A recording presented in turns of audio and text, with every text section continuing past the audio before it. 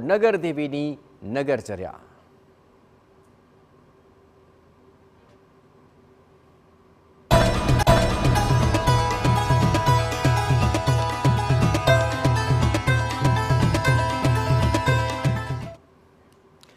$614 વર્ષ બાદ અમદાવાદના આંગણે આવ્યો છે આ રૂડો અવસર અને આ અવસર એટલે નગરદેવી માં ભદ્રકાળીની નગરચર્યાનો અવસર।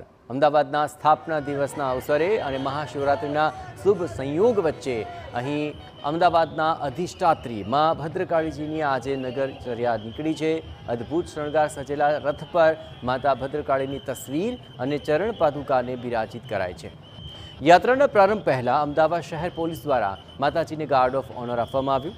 રાજ્યના મંત્રી જગદીશ પંચાલ અને અમદાવાદના મેયર પ્રતિભા જૈને પહિંદ વિધિ સંપન્ન કરી અને રથનું પ્રસ્થાન કરાવ્યું।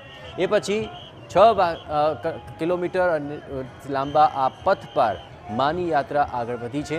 નગરદેવીની આ યાત્રામાં મોટી સંખ્યામાં શ્રદ્ધાળુઓ ઉમટ્યા છે અને યાત્રા માર્ગ પર દર્શનાર્થે હકડેઠઠ ભીડ જામી છે। જ્યાં જ્યાં આ રથ પસાર થયો ત્યાં ત્યાં યાત્રાનું ભવ્ય સ્વાગત થયું।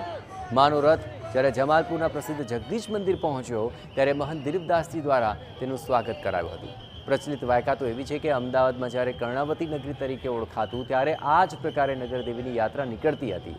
છેલ્લા 614 વર્ષથી આ પરંપરા બંધ હતી, જે પરંપરા આજે પુનઃ જીવિત થઈ છે।